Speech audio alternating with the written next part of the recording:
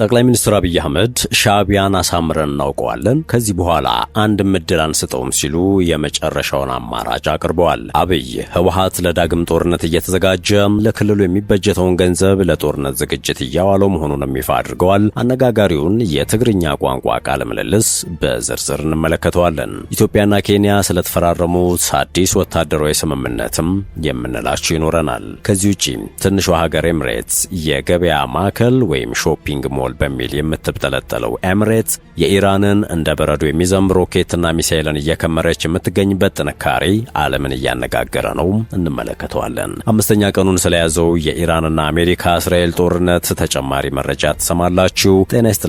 የመረጃ ጥንቅራችን ተጀምሯል። ቀደም ሲል አበይት ነጥቦችን ያነሳ ነው። ዝርዝር መረጃዎቹን ደግሞ እንደሚከተለው የምናስደምጣችሁ ይሆናል። እስከ መጨረሻው አብራችሁ እንድትሆኑ የአክብሮት ግብዣችን ነው።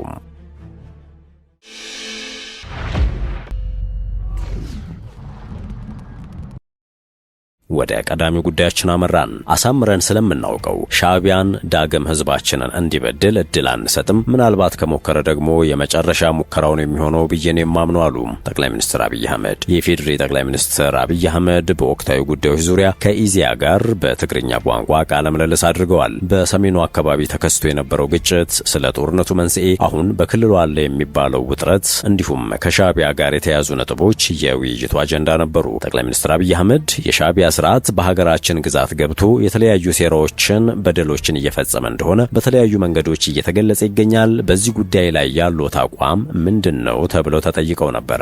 ለነዚህ ጥያቄዎች በሰጡት ምላሽ የሰሜን ዕዝ እንደተጠቃ የቀረው ኃይል ወደ ኤርትራ ካቀነ በኋላ የኤርትራ ህዝብና ሻዕቢያ ለሰራዊታችን ያደረገው ድጋፍ የሚሞገስ ነው። የተደረገው ድጋፍ በምን ምክንያት ነው የሚለውን ወደ ጎን ትተን ለአዎንታዊ አስተዋጽኦ በወቅቱ አመስግነናል። ይህ በግልጽ የታወቀ ነው፣ በአደባባይም ያደረግነው ነው ብለዋል። አብይ ድጋፉን አመስግነን የፈጸሟቸውን እኩይ ተግባራት ደግሞ እናወግዛለን። ችግሩን እንደ ችግር መነሳት ስላለበት አውግዘናል። ይህ እኩይ ተግባርን እኩይ፣ መልካሙን ተግባር ደግሞ መልካም በማለታችን ቅር አይለንም ሲሉ ሚዛን ላይ አስቀምጠውታል። የኤርትራ ሰራዊት የሰሜን ዕዝ ስለተጠቃ አጋጣሚውን ተጠቅሞ ወደ ትግራይ መግባቱ ይታወሳል ሲሉ አስታውሰው መንግስት በዚያን ወቅት የውጭ ኃይል ለመከላከል የሚያስችል ሁኔታ ላይ አልነበረም፣ ኃይላችን ውስን ነበረ ሲሉ ነው የተናገሩት። ከህወሓት ጋር ውጊያ ላይ የነበርነው የውጭ ኃይልን መከላከል አንችልም ነበር ብለዋል። አብይ አክለውም ስለሆነም የኤርትራ ጦር ትግራይ ውስጥ ገብቶ ከባድ ወንጀል ፈጸመ፣ ንጹሃንን ገደለ፣ ተቋማትን ዘረፈ፣ የሲቪልና ማህበራዊ ተቋማትን አወደመ፣ በተለይም በአክሱም ከተማ በሁለት ቀናት ውስጥ በመቶ የሚቆጠሩ ወጣቶችን ጨፈጨፈ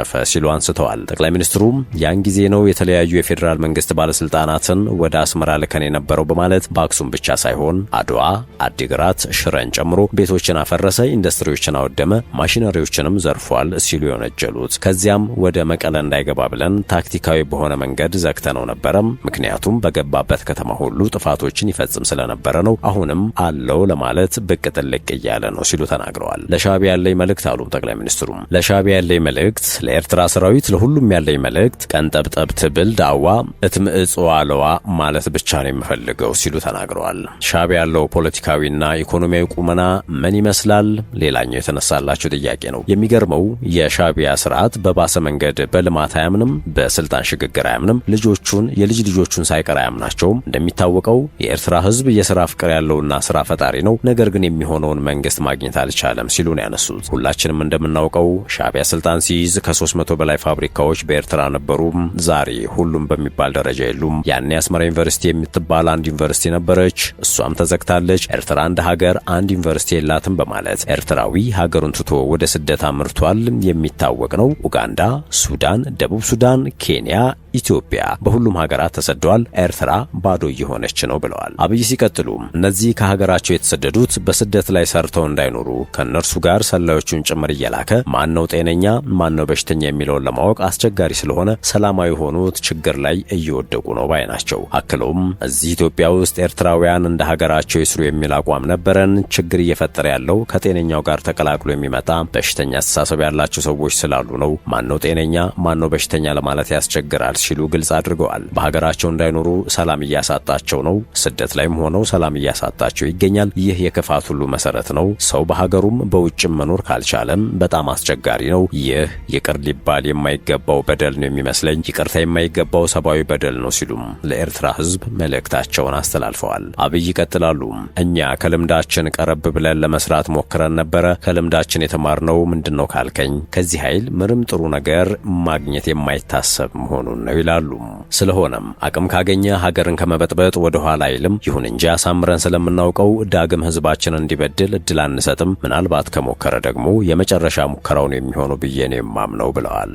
አብይ ህወሓት ጦርነት እየቀሰቀሰ ነውም ብለዋል። ጠቅላይ ሚኒስትር አብይ አህመድ በትግራይ ወቅታዊ ጉዳይ ላይ በትግርኛ ቋንቋ በሰጡት በዚሁ ቃለ መጠይቅ ህወሓት ለጦርነት እየተዘጋጀ መሆኑን ገልጸዋል። ህወሓት በተፈናቃዮች እንዲሁም በምርጫ ቦርድ መሰረዙን እንደ ሰበብ በማቅረብ ጦርነት እየቀሰቀሰ ነው ያሉት ቡድኑ የትግራይን ማዕድን ሀብት በህገወጥ መንገድ ተቆጣጥሮ በሚያገኘው ወርቅ እየሸጠ የጦር መሳሪያ እየገዛ መሆኑንም ተናግረዋል። በህወሓት በኩል ዳግም ጦርነት እየቀሰቀሰ መሆኑን የጠቆሙት አብይ በፌዴራል መንግስት በኩል በትግራይ ላይ ውጊያ በፍጹም የመክፈት ፍላጎት የለም ብለዋል። ህወሓት ከውጭ ኃይሎች ጋር በማበር ለዳግም ጦርነት እየተዘጋጀ መሆኑን የጠቆሙት አብይ የትግራይ ህዝብ በተለይ ወጣቱ እምቢ ለጦርነት ማለት አለበት ሲሉ ጥሪ አቅርበዋል። በንግግር ይሁን በተግባር ወደ ግጭት ከሚወስዱ ተግባራት መቆጠብ ይገባል የሚል ምክረ ሐሳብም አቅርበዋል። አብይ ህወሓት ለዳግም ጦርነት ቅስቀሳ እየተጠቀመባቸው ያሉ ጉዳዮች ከሞላ ጎደል መፈታታቸውን ጠቁመዋል። አሁንም ችግር ሆኗል ካሉት ወልቃይት ውጪ ከፕሪቶሪያው ስምምነት በኋላ እንደ ጠለምትና ራያ ባሉ አካባቢዎች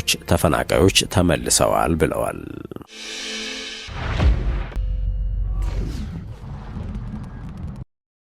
ወደ ሌላኛው ጉዳያችን አመራን። ኢትዮጵያና ኬንያ የተቀናጀ ወታደራዊ እርምጃ ለመውሰድ ተስማምተዋል። ሁለቱ ሀገራት የጋራ ወታደራዊ ዘመቻዎችን በተለይም ድንበር አካባቢ ባሉ የአማጺ ቡድኖች እንቅስቃሴዎች ላይ ያነጣጠረ ዘመቻ ለመክፈት መስማማታቸው ታውቋል። ከአማጺ ቡድኖች በተጨማሪ ድንበር ተሻጋሪ ህገወጥ የወንጀል ቡድኖች ላይ እንዲሁም በሁለቱ ሀገራት መሃል በሰበብ አስባቡ ለምሳሌ እንደ ሳርና ግጦሽ በመሳሰሉት ምክንያት ችግር በሚፈጥሩ አካላት ላይ ነው የጋራ ዘመቻ ለመውሰድ ማቀዳቸው የተሰማው። ሁለቱ ሀገራት ስምምነት ላይ የደረሱትም 130ኛው የአድዋ ድል በዓል በተከበረበት ዕለት ጎን ለጎን በአዲስ አበባ መሆኑ ተዘግቧል። ስምምነቱን የፈጸሙትም የኢትዮጵያ መከላከያ ሚኒስትር ኢንጂነር አይሻ መሐመድና የኬንያ የመከላከያ ካቢኔ ጸሐፊ ሚኒስትር ሶይፓን ቱያ ናቸው።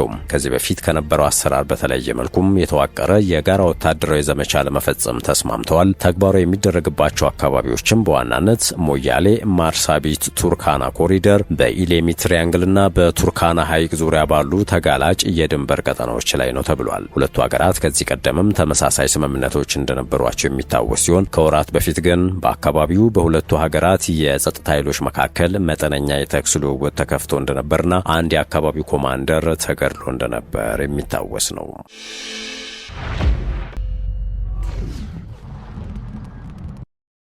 በመጨረሻም የተባበሩት አረብ ኤምሬትስ ከቅዳሜ ጀምሮ 172 የኢራን ሚሳኤሎችንና 755 ሰው አልባ ድሮኖችን ማክሸፏን አስታውቃለች። ይህ በህዝብ ቁጥሯና የቆዳ ስፋቷ ምክንያት የሚያሳንሷትን ያሳፈረ አጋጣሚ ሆኗል ተብሏል። የተባበሩት አረብ ኤምሬቶች መከላከያ ሚኒስቴር ዩናይትድ ስቴትስና እስራኤል በቴህራን ላይ ላደረሱት ጥቃት ምላሽ ኢራን በአካባቢው ጥቃት መሰንዘር ከጀመረች ወዲህ በአየር መከላከያ ስርዓቷ 172 ሚሳኤሎችን ማውደሟ ተገልጿል።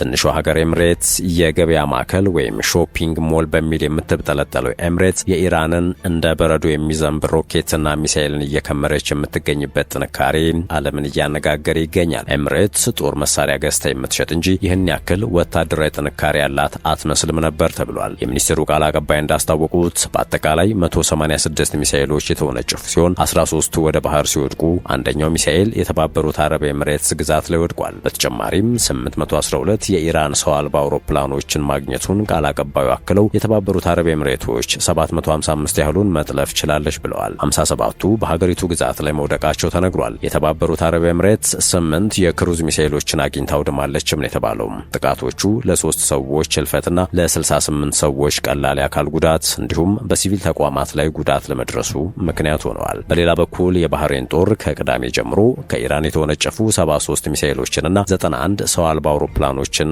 መያዙን ገልጿል። በርካታ የኢራን ጥቃቶች በባህሬን ላይ የደረሱ ሲሆን በሀገሪቱ የሚገኘውን የአሜሪካ የባህር ኃይል ጦር ሰፈርን ጨምሮ መጥቷል። በአንጻሩ የአሜሪካ ጦር ከ2000 በላይ ኢላማዎችን በኢራን ምድር መምታቱን አስታውቋል። የአሜሪካ ማዕከላዊ እዝ ዋና አዛዥ ብራድ ኩፐር ከቅዳሜ አንስቶ በመላ ኢራን 2000 ገደማ ኢላማዎችን መተናል፣ 17 መርከቦችን አውድመናል ብለዋል። ኢራን በበኩሏ በርካታ የአሜሪካን ጦር ሰፈሮችና የዲፕሎማቲክ ተልእኮችን እያጠቃው ነው ብላለች። የዩናይትድ ኪንግደሙ የባህር ላይ ደህንነትን በመከታተል የሚታወቀው የባህር ንግድ ኦፕሬሽን ዩኬኤምቲኦ በአረብ ኤምሬቶች ባህር ዳርቻ መርከብ መምታቱን ይፋ አድርጓል። ይህ ኃይል በኤደን ባህረ ሰላጤ፣ ቀይ ባህርና በአረቢያን ባህር የሚፈጠሩ ቀውሶችን ይቆጣጠራል። በኦማንም እንዲሁ ተመሳሳይ ጥቃት ተሰንዝሯል። በዚህ ዘመቻ አሜሪካ ከ50 ሺህ በላይ ወታደሮችን፣ 200 ተዋጊ ጀቶችን፣ 2 የጦር አውሮፕላን ተሸካሚዎችን አሳትፋለች። በሀገራቱ መካከል ያለው ውጥረትም እየበረታ ከመሄዱ ባሻገር ዓለም አቀፋዊ ቅርጽ እየያዘ መምጣቱ ተጨማሪ ቀውስን ያስከትላል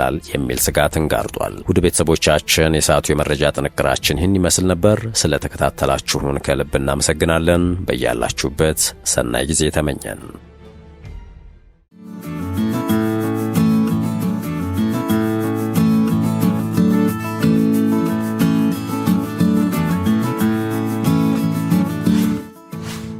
ሸገር ታይምስ ሚዲያን ሰብስክራይብ በማድረግና ደወሉን በመጫን ይከተሉን።